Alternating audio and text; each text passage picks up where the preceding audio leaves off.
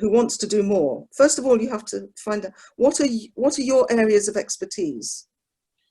What links do you have with, I mean, there are people involved in IT. There are people, everybody's got a talent. Is it in the creative arts? Do you know somebody who is a celebrity who could come on board? Because listen, trying to get people interested is very difficult. You have to excite people.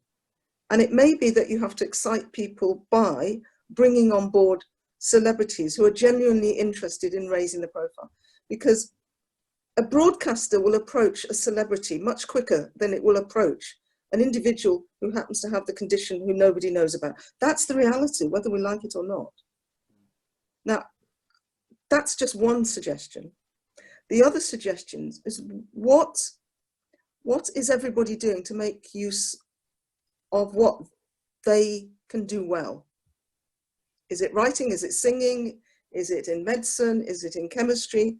Because sickle cell needs all those areas of expertise. But most importantly, it needs a much greater lobbying force in whichever country you happen to be in. And we need honest lobbying forces so that when the resources come, those resources are spent fairly. Because that's where the inequalities come. And there are very influential people, very rich people who actually have sickle in their families. What are they doing?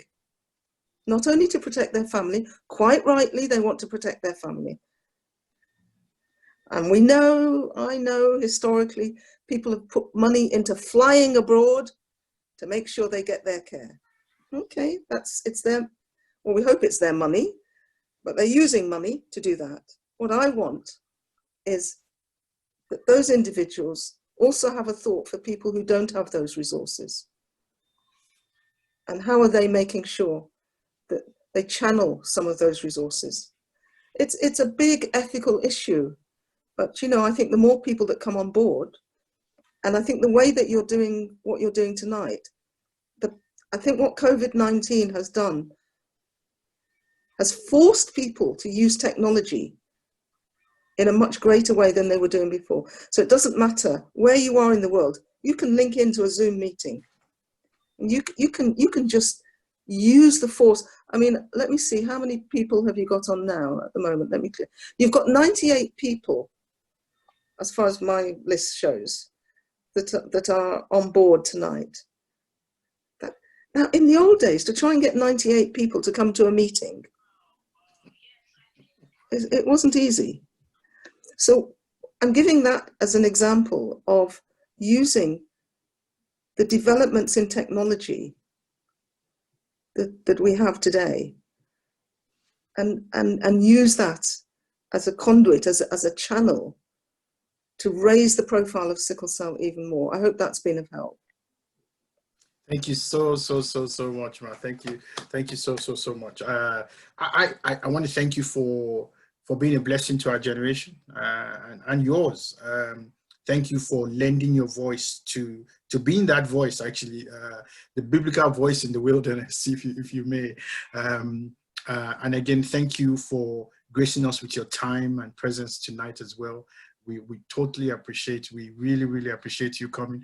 We hope. Not that I'm a member, but I would like to see you again. I know you've written quite a number of books as well and publications. So please, if you want to listen, and you can also get copies of those and keep reading, and let's keep that conversation and going so that we can at least begin to tip the scale where inequalities are, regarding the access of care. There's something, if you just like Mommy has said tonight, there's something we all can do. Doesn't matter what it is, but we all can do something. And there's strength in unity. There's strength in unity. Thank you so much, Ma. Thank you very much. Can I just say one last word? Yes. I give my energies to the Sickle Cell Society UK. Please, can everybody at least go online and look up this charity, the Sickle Cell Society. There's a website. They have video. They have a lot of information freely available So I don't want us reinventing the wheel, but I think alliances can be formed. If people have set up associations as you've done, link in with the Sickle Cell Society, please, because otherwise we're wasting our energy, spreading it too thinly. And we haven't got the power to do that. Let's join forces and speed up where we want to get to. And I must thank you very much for inviting me this evening. I do apologize for having to go, but it is because there is a lot happening with sickle cell. So I don't think we can complain, really.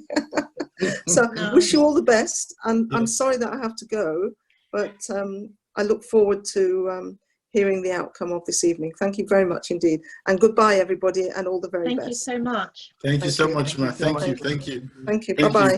you. Bye-bye. Bye. Bye. Okay.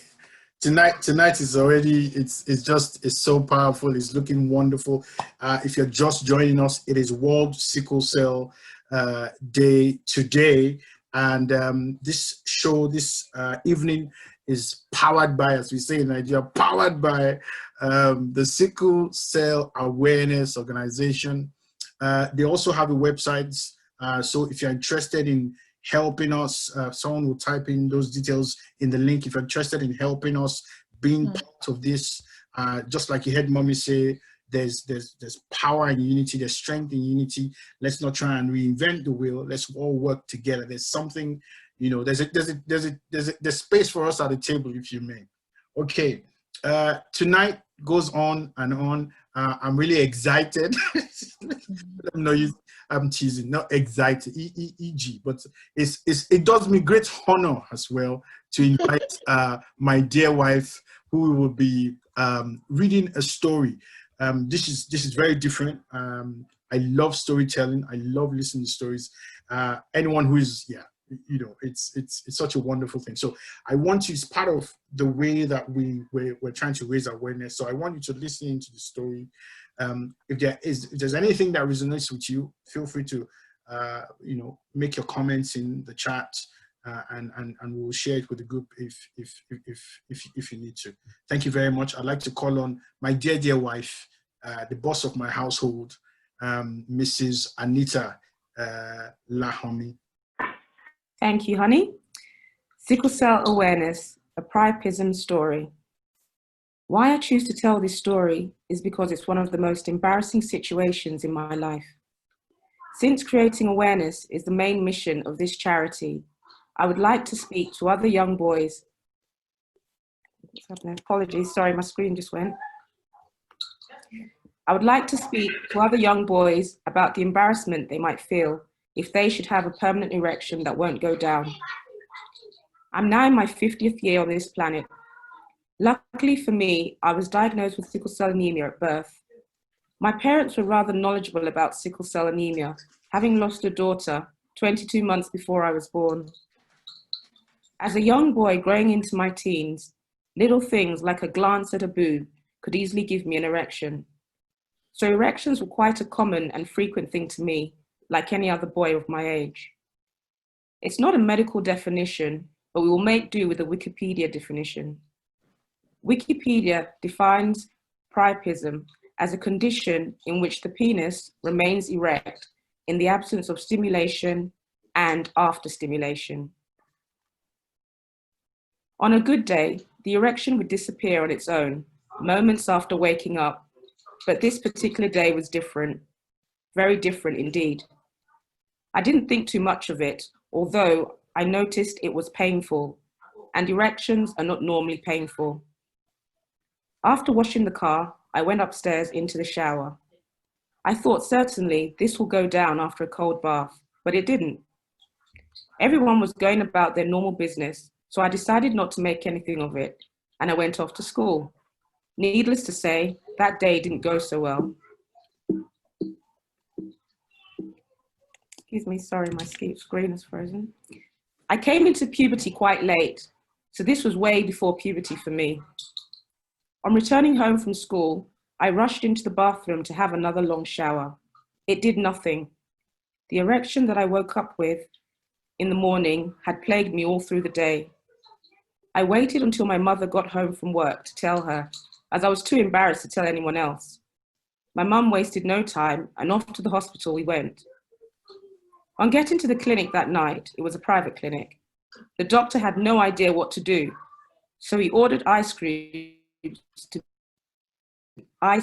be placed on it and pain relievers to cope with the pain. This was counterproductive. The ice cubes made things worse. It was terrible. My mother was tired and confused. I was in pain, ashamed, and becoming very frightened. The night went slowly. The doctor said he had spent the whole night looking into my case, as this was before the internet. He arrived the next morning with no good news, but that he was going to consult with one of his friends. He drove about 45 minutes to the state capital, which was where I lived at the time. He came back hours later with bleak news and some tablets, which he learned could make me impotent. My mum, seeing the pain I was in, replied, "We'll cross that bridge when we get there." I too agreed that the problem could be solved later. So I took the tablets and the thing went down. Back to normal, and I slept for the first time in close to 48 hours. Going back to Wikipedia, the treatment for priapism, at that time at least, was rather simple. It was removing some blood from the erect penis with a needle. Sounds simple, right? Well, it is, if there are no complications. If there are any complications, the complications could be a scarred penis. Painful lesson learned, but the moral of my story is this. To all the young boys out there who might have SSD and one day find that your erection is lasting too long, don't be embarrassed. Speak out and get help as quickly as possible. It's about awareness. Thank you. Thank you so much for that story, Mrs. Anita Lamy. Very poignant story. Very poignant story.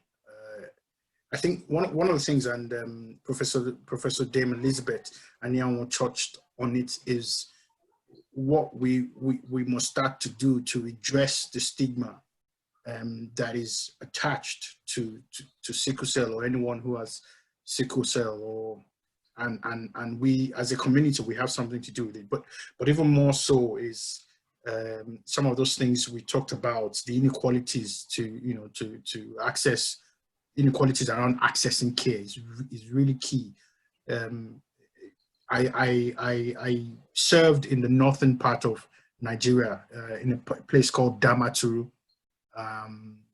in Yobe State, and back then it was the medical conditions were terrible, and even now I'm not sure. So if I can't imagine what it must be like if a child had sickle cell in that part of Nigeria. So we do have a role to play, and I'm grateful for this organization who is leading that, who's in the front line where this battle is concerned. Please get involved. There's a role, there's space for us all at the table. There's a role for us to play. There's going to be more stories, and in a moment or so we will be discussing all these things we've heard, and it'll be interesting. It'll be really good for all of us to come together and lend our voice to that conversation. Once again, thank you, Mrs. Lahumi. Sorry for the noise in the background. This is my Salvation Army who are playing Ludo right now. Okay, next up, I'm going to introduce our second keynote speaker for this evening. She is the service manager for the Manchester Sickle Cell, and this word keeps tripping me, Thalassemia Center. She was instrumental in setting up the MSCTC. It is also the first sickle cell center to be funded by the NHS. It gives me great honor to welcome our second keynote speaker tonight, Ms. Verna Davis. Thank you so much for coming. Let's warmly receive her, please. Thank you so much for coming, ma'am. Hello. Can you hear me? Yes, we can. I basically also want to commend the organizers for tonight's event. Really going forward, we're going to really rely on young individuals like yourselves, because you're going to be the conduit to take this work forward. So I really applaud the efforts that you've put into this. So thank you very much.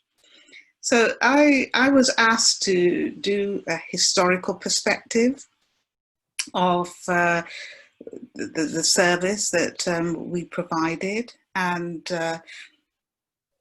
really the times that we're living in now is really exciting for sickle cell. I know there's lots of technology and improvement of treatment and a number of things that have actually been put in place, and there's still a lot to do, but it really is exciting times for you. And when I started the service, well, before I started the service, to be quite honest, it's amazing how fate works, because there wasn't anything really about sickle cell. And I remember I was doing my midwifery training and I was going for my viva, and they said, oh, you know, I think the previous cohort was asked questions on sickle cell and they knew nothing about it and failed. So fortunately for me, there was a doctor there who had worked in America and specialized in sickle cell. And he gave me all the information I needed. I was well armed for the exam. And needless to say, they didn't ask me anything. But at least I had the information. And then following that, there was a colleague of mine in Sheffield who was working with a case whereby the lady had gone in for a routine cesarean section, and the process wasn't followed, and she subsequently died. And so this was kind of everyday occurrence in those days. And when I moved to Manchester, I was working as a health visitor, and my brief was really health education. And in preparing for a presentation, I happened to be in the health education department. And the young lady there, who's now Dr. Baxter, was engaged in a conversation about sickle cell. And I think she was really quite surprised that I even knew anything about it. And before I knew it, I was incorporated into the then Community Health Group for Ethnic Minorities. And they paved the road for many initiatives that took place in Manchester. And then, to cut a long story short, although I got involved in the campaign then, there was a lot of work that went before me coming on board, because we had the Pan-African Society, which was very active in Manchester. We had the Abasindi Women Group, one of them was Kath Locke, Dr. Waveney Charles, who was a hematologist in Trinidad. And so they did a lot of work in raising awareness within the community. So when I came along, in my role as a health visitor, increasingly I was getting calls because people either wanted information or wasn't able to access treatment and so forth. And then the then community public health director found some funding for a 2-year action research project, which was when I got appointed.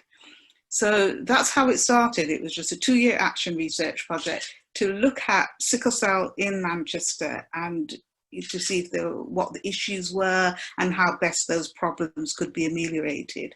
At the end of the 2 years, that's when they decided that no, this has to be a mainstream funded service. And actually, at that stage, Elizabeth was actually, Professor Anionwu was the only centre in the whole of the UK. And we went to visit Elizabeth to see, you know, what she was actually providing.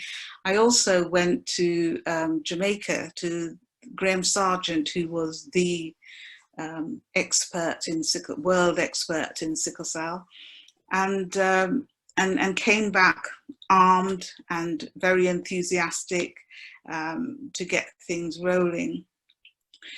Now, one of the things that has cropped up in the conversation is what can you do as young people? What can you do today?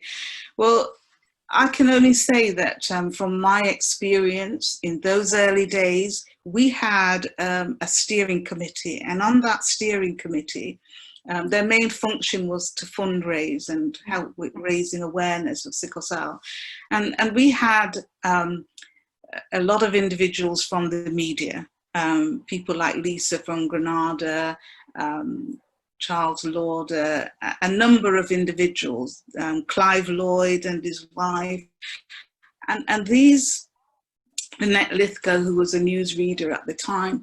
But it is saliently important that you get on board these celebrities, because as Professor Anionwu alluded to, they really can open the doors for you in terms of access to the media and exposure that you wouldn't otherwise get. So even at that early stage, we had a number of exposure on the local radio, the local TV stations, and so on. And that really helped to promulgate the information. Now, I've got to cut out a lot, but the other thing that really helped was that these individuals that I worked with in those early days, we had a shared vision, and we collectively, collaboratively worked many man-hours with the aim of improving the quality of care for individuals with sickle cell and thalassemia. Initially, it was actually just sickle cell, but it very quickly became apparent that we couldn't isolate thalassemia, that we really needed to take on board thalassemia as well.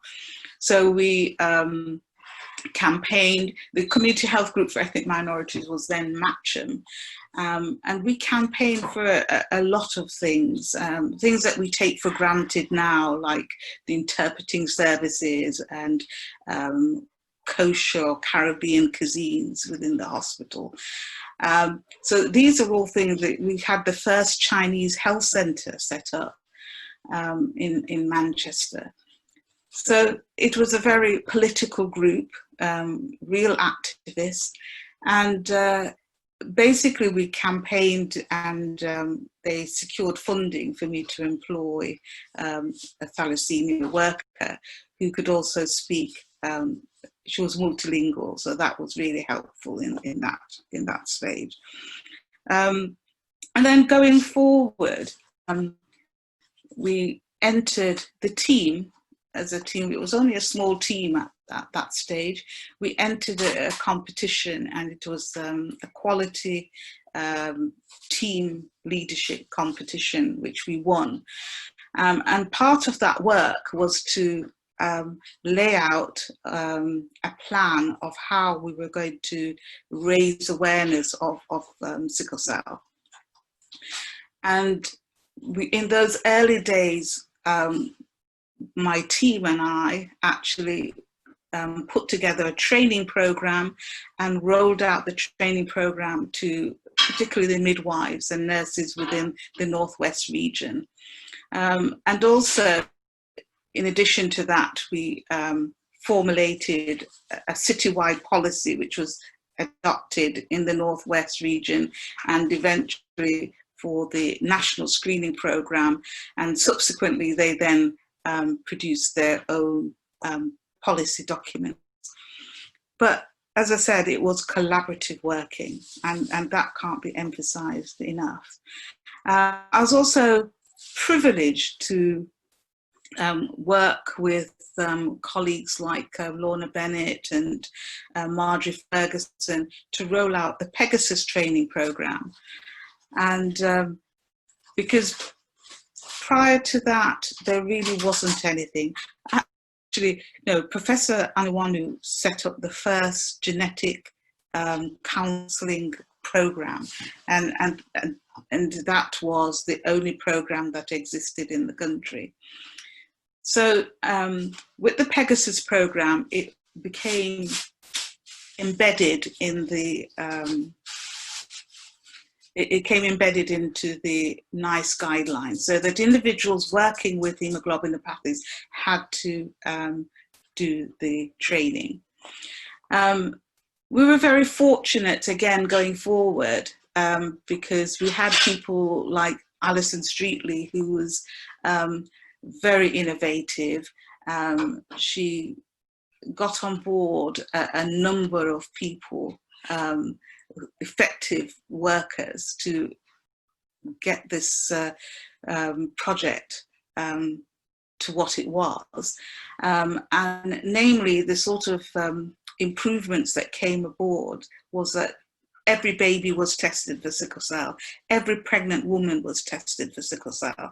She also commissioned research such as the SHIFT program, which I was involved in, and that actually helped to inform the screening program. In fact, one of the KPIs that is now there came out of that study, in that it showed that individuals who were screened in the early stage, within the first trimester, the first 3 months of pregnancy, it actually had a better outcome, and also they were more, they could more access the service and have informed choice. So where we are today, to be quite honest, as I said, we've come a long way. I was very fortunate to work with the late Dr. Addy on the first policy document, the first, how do I put it? It was the first standards on sickle cell disease. Because again, the work was very patchy. It was like a postcode lottery, depending on where you live as to what services you know, you could access. And also the latest updated standards, again, I was very fortunate to be involved in that work. And that is actually brought about some positive changes, because out of that, now have a peer review, and every trust up and down the UK, including Scotland and now Ireland, is actually assessed against those standards. And it's actually quite enlightening to see, when you go back to those trusts, to see, you know, what they've actually implemented and the improvements that they've made. And I think, again, you're saying, what can you do? You can get hold of these documents and you can actually hold the trust to account. So the health service can be held to account, because these are the services that they need to provide or should be providing. So again, it's been really an interesting journey, and I'm not saying that it's all been smooth and hunky-dory. There has been challenges, but you know, you get over them. And when I think of how some of our ancestors has gone through, we just have to take the mantle and go forward. And each generation, things are actually improving. But again, in those early days, you know, you talked about the stigma. There's still a lot of stigma, but it was really very stark in those days. You had individuals who, for instance, I remember a couple, and the father worked away, and only came home at weekends. And what she would do, the wife, she would actually give the child all the treatment during the week. And when it came to weekend, she'd put it all away, lock it all away, and had never really discussed with her husband that the child had sickle cell disease. And I remember working with some students, art students at the university, and they did a poster for me, and it was called "Too Long Under the Carpet," and that was the case, because people push it under the carpet and pretend that it doesn't exist. So what I did in those early days as well was I held the first national conference on sickle cell, and I had people like Professor Graham Sargent as a guest speaker, and he always used to come over to England in June for the tennis, so I got him free of charge. I just paid his fare from London to Manchester, so it was great. But that helped to raise awareness, certainly amongst the health professionals. And I also had conferences for patients. I also worked in conjunction with the Sickle Cell Society and persuaded them that sickle cell existed outside London. So they held some of their annual conferences in Manchester.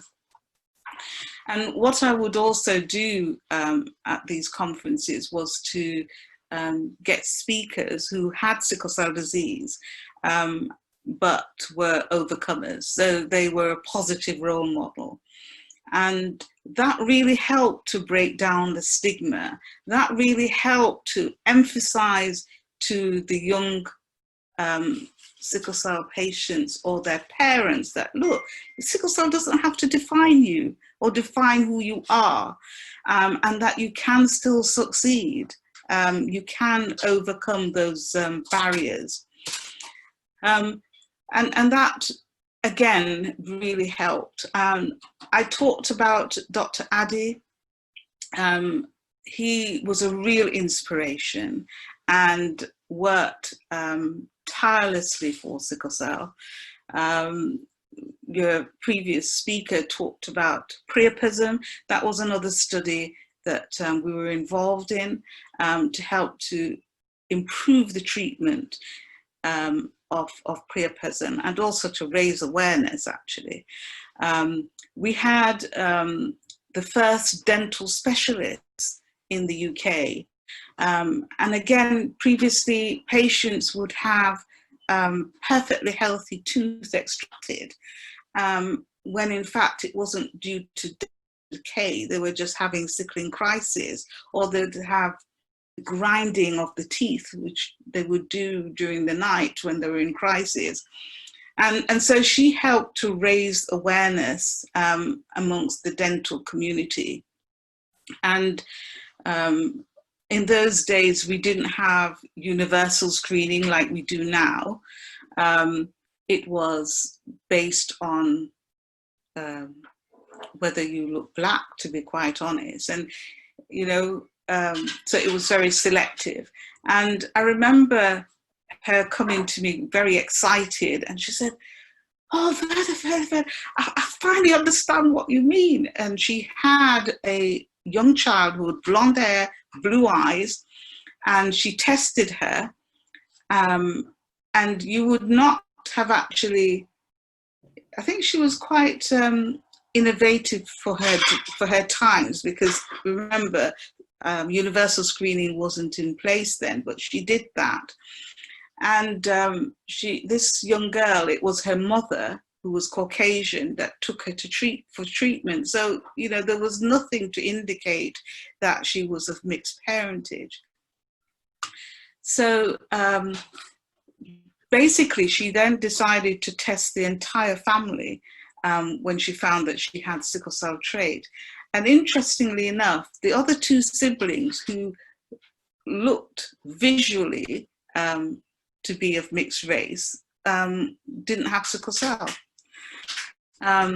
But this was, as I said, a real eye-opener for her, and she really helped to engage her colleagues and to train up her colleagues on the dental management of sickle cell disease.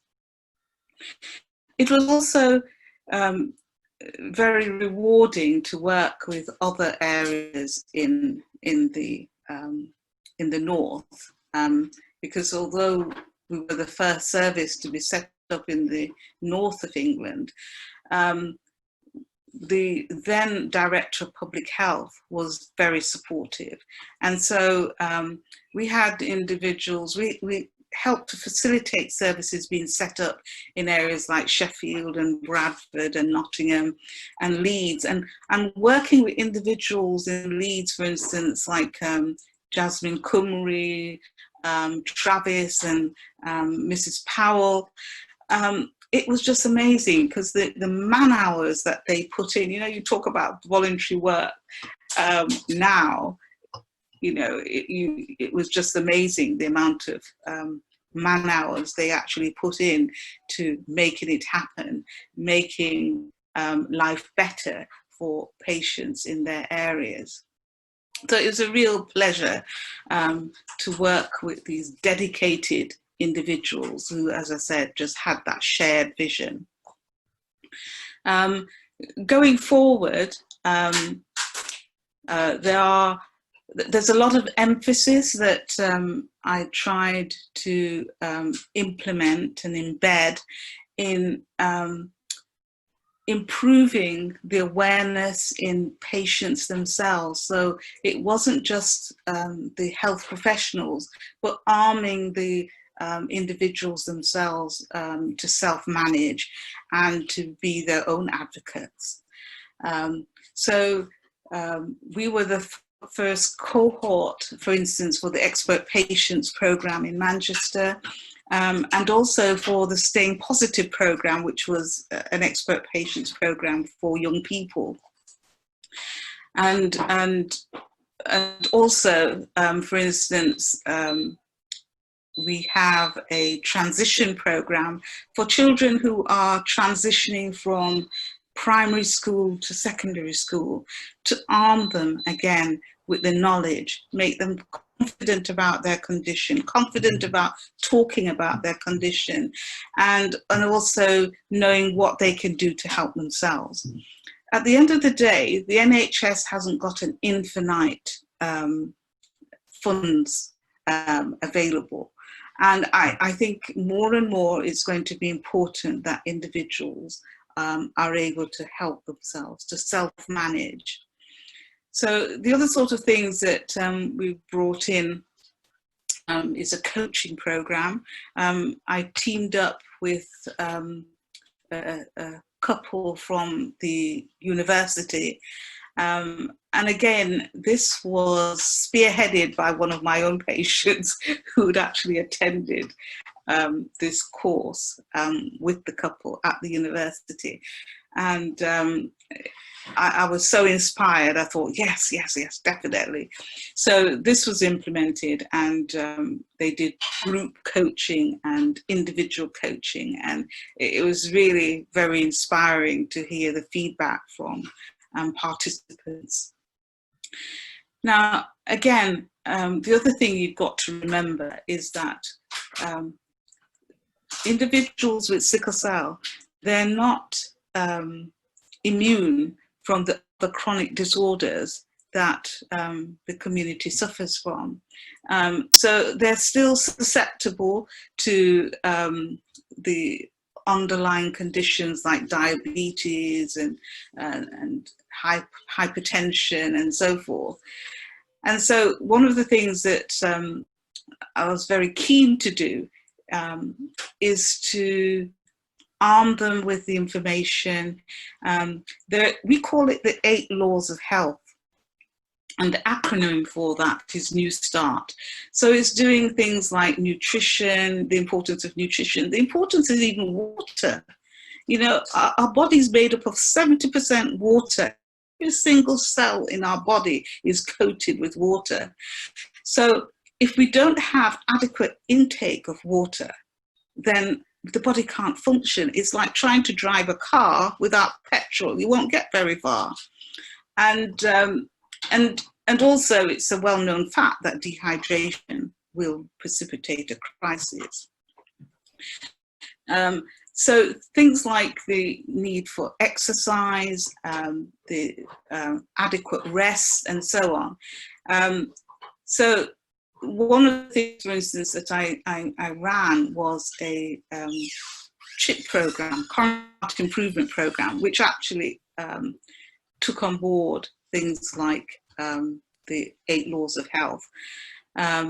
So going forward, at the moment, we've got lots of policies that you can arm yourself with in terms of holding your health services to account, and also the other thing is just taking on board and embracing the media, and the social media, and getting on that platform.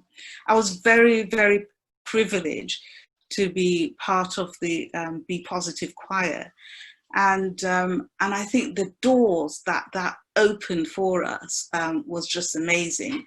You know, the whole group is just like one big happy family.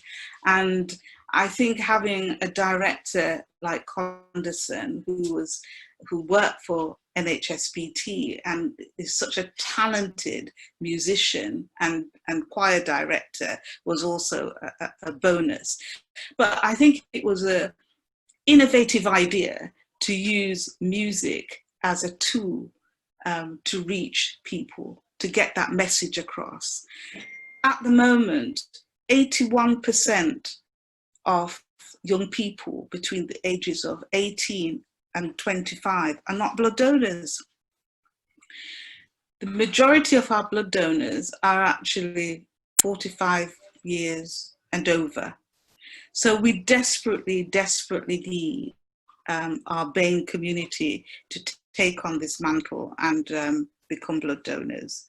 I mean, thank you. That's I just wanted to also pick on what you just said, Verna. Thank you for the for your keynote address. I think it was very, very insightful. So help me give a round of applause to Mr. Davis. It's also her 32nd year wedding anniversary with her husband Richard as well. So we applaud you for sharing this your lovely night. Thank you so much. Thank you so much. Thank you. What I was going to quickly ask though is sorry for the echo. There's a 3% stats that the 3% of the Black community actually donates blood, and as you touched on, you know, people less than 45 don't even do it as often as we should. How can we? What can we do to really change this trend? It's because we've had this conversation. I mean, last year, you know, this conversation has been going on and on. What can be done to really nip the bud and change this trend? Well, as well as the platforms that can be used, and I think if you can actually get on board celebrities to help promulgate the information, that will be useful. Because when we went on, for instance, the just as we came off the stage, having performed, we were told that the system crashed because so many people were actually trying to register.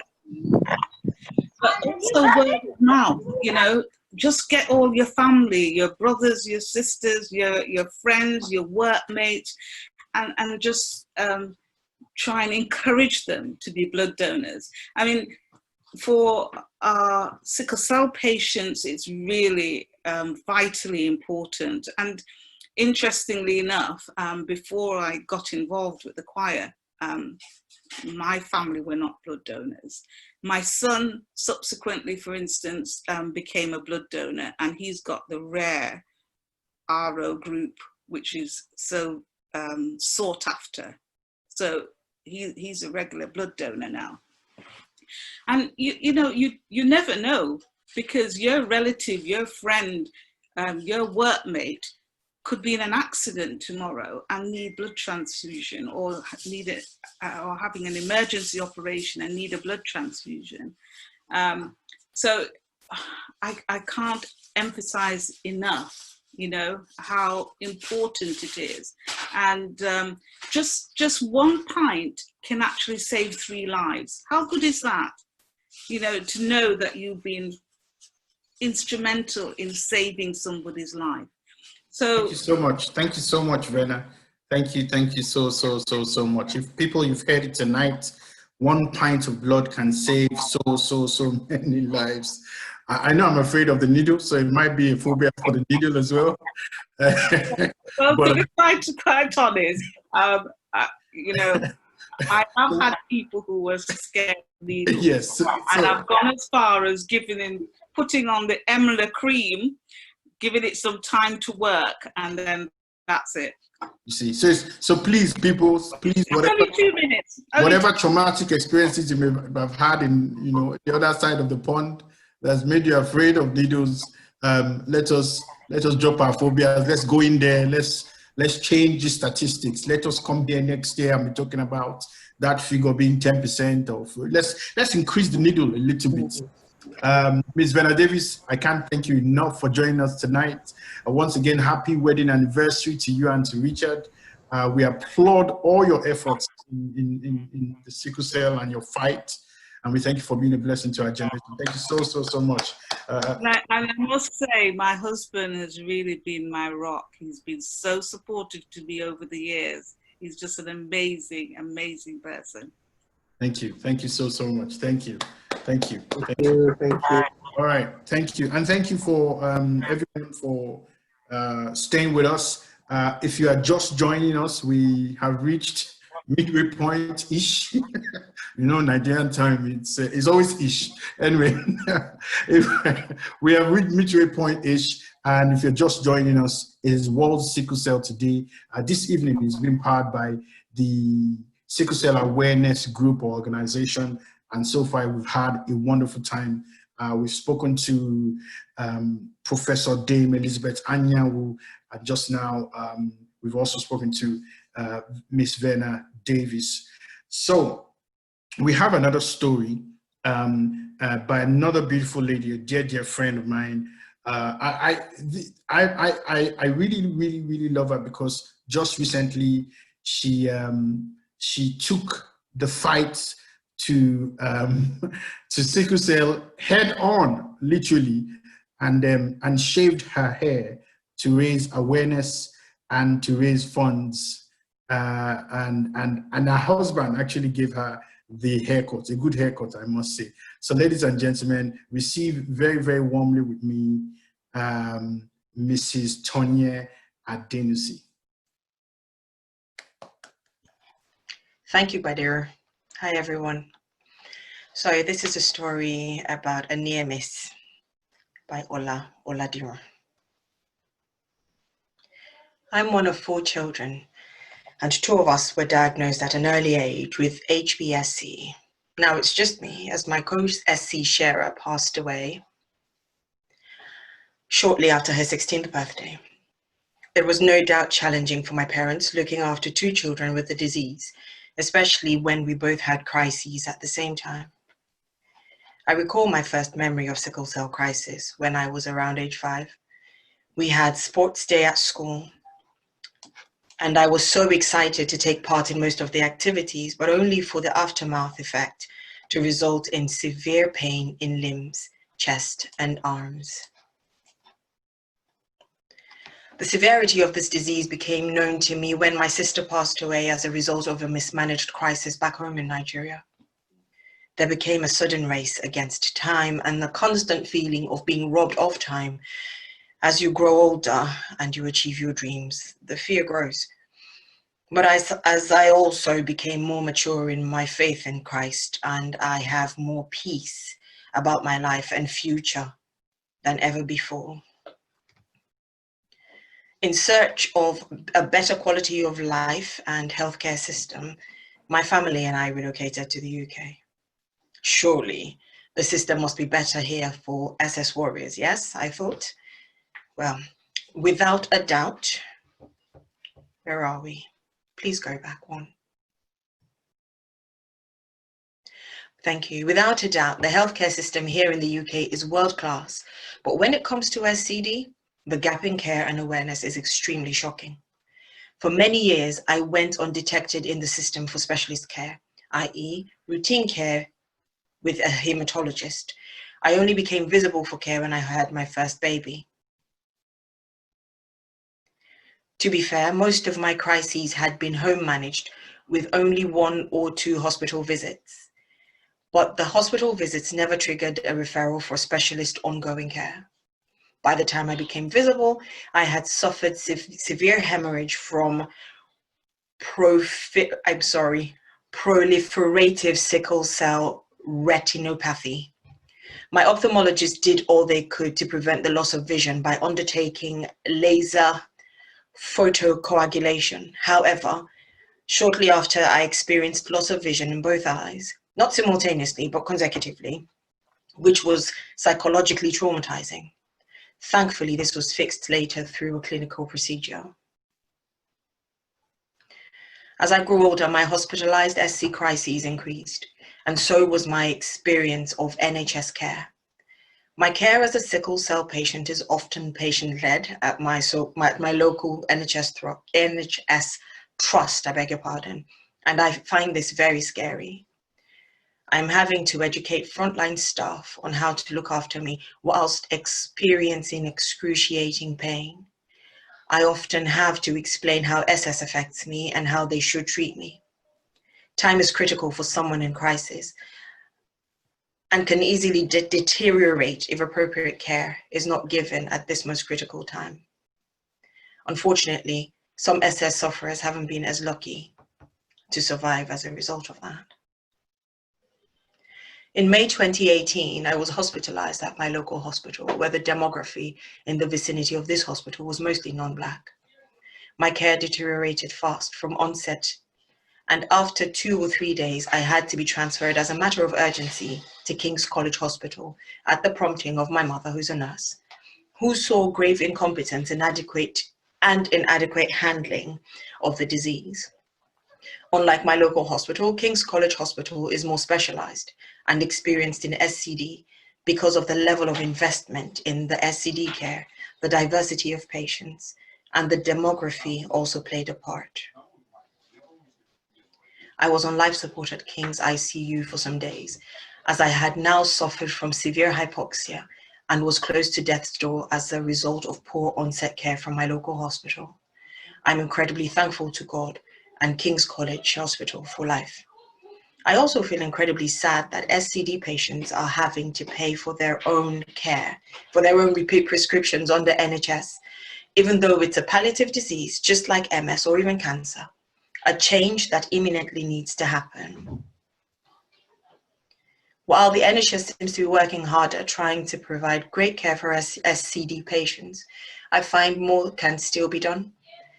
An SCD patient is more likely to get better care at an NHS trust located within an area with higher number of Black, African, or Caribbean demographics than non-BAME. For this reason, simple things like going on holiday can be scary for an SCD patient, because the last thing you want to experience is a crisis in a location that is clueless about the disease. Frontline staff just aren't adequately experienced and prepared in treating SCD patients. It's about awareness, the need for more.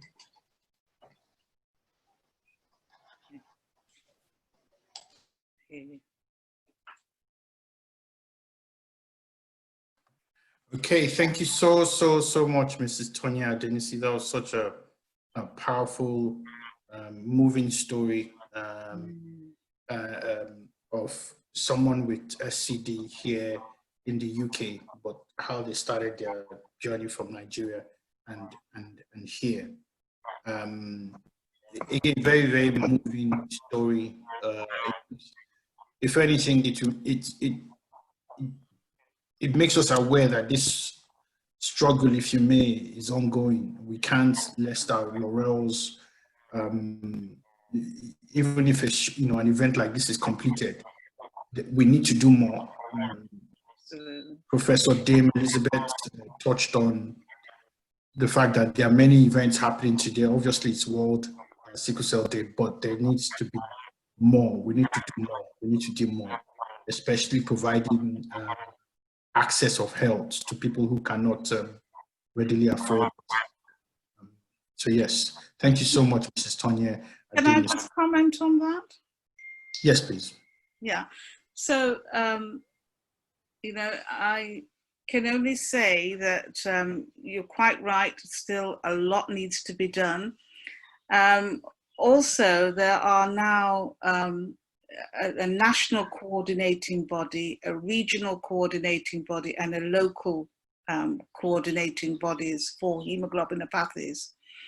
And so, although you have your specialist services like King's, they will be overseeing the smaller hospitals or the other units within their region.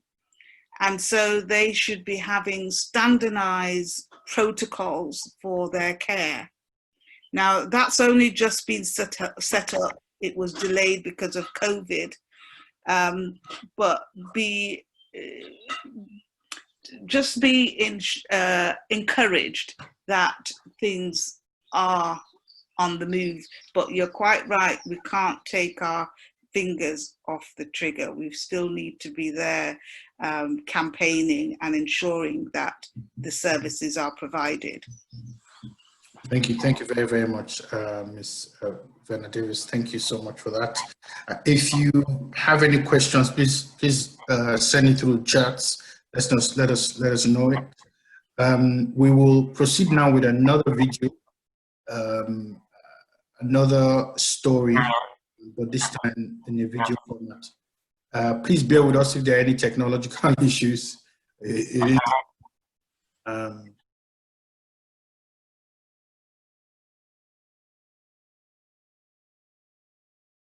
My name is Simmie Gladys Ogunlade. I'm 18 years old. At 6 weeks old, I was diagnosed with sickle cell anemia, and when I was 16, I had bone marrow transplant. I was considered sickle cell free in August 25th, 2019. My name is Mrs. Gladys Ogunlade. I'm Simmie's mom. It was definitely challenging in terms of I was living in constant pain. I'll be driving in the car and my back would start hurting, or I'll be in school and I wouldn't be able to concentrate on what the teacher was teaching. But in terms of my sister, it was hard because I used to compare our activities. So she could do a lot more than I could. I was restricted in the stuff that I could do, and even the what I could do, it was for a certain time limit of how long I could do it for. I think it was a bit challenging because you come in as twins and looking at your sister doing better than you, which I always encourage her not to look at. And in most cases, she was unable to do what her sister was doing in school, being that she had to go to hospital and at times being on admission. But she was able to do the best she could do. Yeah, not to compare yourselves. Just do your best. Just do your best. Don't look at your sibling or your twin sister or even your close friends. Don't look at them and be like, oh, I can't do this, I can't do that. The little you can do, please, just keep doing it, and I'm sure the Lord will see you through. Yeah, I would encourage you guys not to compare yourself to your siblings. Just be proud of the path that you're going down, and just accept the fact that yours is going to be different, but it will still end up as great as your siblings as well. We were referred from Evelina by a sickle cell consultant. Yeah, one of the sickle cell consultants in Evelina. Yeah. To St. Mary's Hospital. And there they noticed they were comparing our MRIs from 4 years ago, and they saw that the silent infarcts in my head had gotten it had increased. In your brain? Yeah, sorry, in my brain. Yeah, it had increased, and then They called it a miracle, actually. Yeah. Wow. Yeah, because they didn't expect me to be able to sit down and like be able to speak the way I was speaking and stuff like that. They even said they're expecting you not to be able to think Yeah. the way she's thinking. So we were referred to St. Mary's Hospital in Paddington. Yeah. And the consultant in Evelina was expecting us to be on a queue for 1.5 years. Yeah, the waiting list. But as God we have it, we got there and we were told if we can do it. We got there in December and we were told if it's okay for you to have the bone marrow transplant in March. Yeah. Then you now said... It was the severity of the MRI scans that allowed us to be able to do our transplant so early as well. Because we would have had to wait even if they accepted us for longer. But because my case was so severe, they allowed us to do it quickly so that it doesn't progress. Yeah, but we didn't go for March because we were preparing for your GCSE. Yeah. So we asked if it's possible for us to do it after the GCSE, which we're given July the 17th, 2018 to come for it, which we eventually did. I was definitely like skeptical that it was going to work because I just didn't believe that pains that I had experienced my whole life could just disappear. And I was also scared like of how long I could spend in the hospital because they said it varies from like 1 month to 2 months. So I didn't want that to be like my story. But to 4 months. To 4 months. Yeah, we're told 16 weeks. Yeah. Well, but eventually we didn't spend up to that. No. But okay, before we went in, it took us a while because I was trying to, convince her to let her know that she was a bit scared. Yeah. And I was scared as well because they've told us a lot that the medication can affect her one way or the other. And the test we have to do before going in was a bit risky. So before then we just put everything into God's hands. In as much that we really wanted everything to be done. And as a sense, I was still like, But we went there and everything was okay. We were told that it was 50% of it working and then 50% of it failing as well. And in terms of like the quality of life, they did say that I'll be able to do a lot more than I was before and that my medications will like drastically reduce, where penicillin being eventually the only medication that I had to take. Yeah. Prior to going for the procedure, it's easy to notice that she's suffering from something which, well, we thank God after the procedure, she's much more better. The difference between then and now is a huge gap. Physically, she's okay. Mentally, she's okay. She can do all what she was unable to do then. Going swimming, climbing rock and everything. She's doing really, really well now. Which rock did I I actually didn't get to speak to anyone before I went in. I did. Yeah, Mom did, but I didn't. So I just watched like a lot of YouTube videos. But I did try to like restrict myself on the amount I watched, just so I didn't go in with like expectations and fears of like that were influenced by the videos that I watched. Yeah, I called two parents which I saw on YouTube, and I tried to find them on Instagram just to be able to send a message to them that I would like to talk to them, which I got they sent them the phone number and I had to call them to ask them if it's worth going for and the risk in it, and they really, really tried their best to advise. Even while we were in the hospital doing the procedure, they were calling and trying to encourage us and to So would you say it was helpful? It was so helpful. It was so helpful. No, because like it was less intense as they had described it to me. Like it was way easier. We weren't in the hospital for as long as we thought, and the medication didn't take as much like effect on me as it did other patients. So I don't think it was. I just think it's God, because we saw some that took the same. Yeah, same for everyone. But it's not the same for everyone. You were so fortunate. We were told we were there for minimum of 16 weeks, but we were just there for roughly 4 weeks. Yeah, we weren't expecting life to be this simple afterwards. Like I don't know, this is like the best I've ever felt my whole entire life. Like I do a lot more, I'm more like social, more outgoing, because I have like less appointments to go to. I do have time to like carry out hobbies and like my own interests as well. Yes, but keeping in mind that there is still a possibility of it being passed on to my children. I was definitely paranoid back then. Like every time like I stepped out of my house, I'd make sure I had like 6 layers on just to make sure that the cold, because I like it's cold. Yeah, so I'll just like be wary of like what I did wear and like how much I was looking for. And I'm more like active than I've ever been. Like now I could actually say I could go for a run without being so scared of how much pain will come like afterwards. And it's so much easier to sustain as well because I'm not taking medication morning, evening, night, morning, afternoon and night. It's just like in the morning and in the evening, and it's like one pill as well. So yeah, life has been great. Yeah.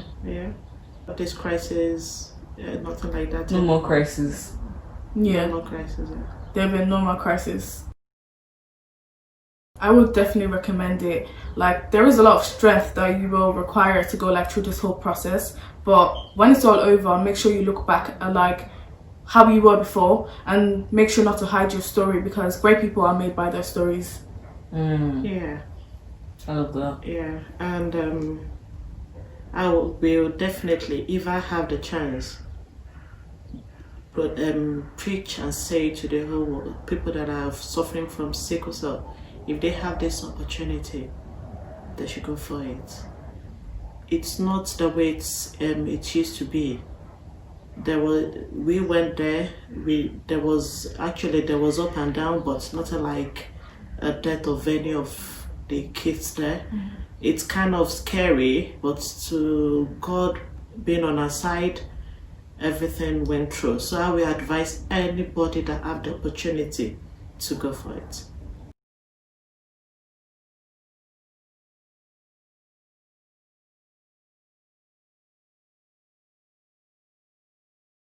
So much, everyone, for listening to us. Another powerful story.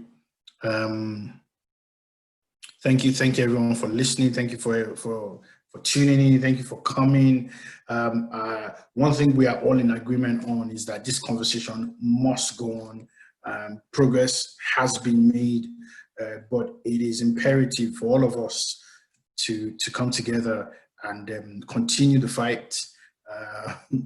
A luta continua, as they say in where I grew up. But very quickly, again, I want to thank all the people who contributed stories and videos to tonight's show.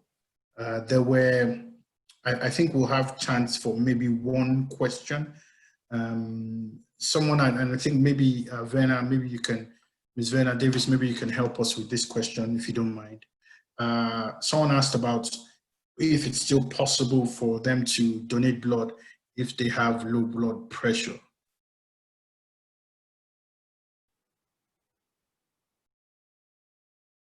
Ms. Verna, no? I'm on mute. Okay. Okay, can you hear me now? Yes, we can. Yeah. Yeah, I mean, it depends on what the cause is, but the best thing to do is to register, and they will take the medical history and they will be able to tell them whether they can or not. But the most important thing is just go and register. Okay, thank you very much, Verna. Thank you. Thank you again, everyone. So very quickly, we have announcements and next steps from Olamide Opebi. Once again, thank you.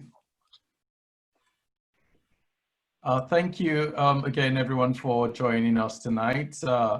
Just a brief announcement that we will be sharing this recording tonight with everyone who has registered for the event.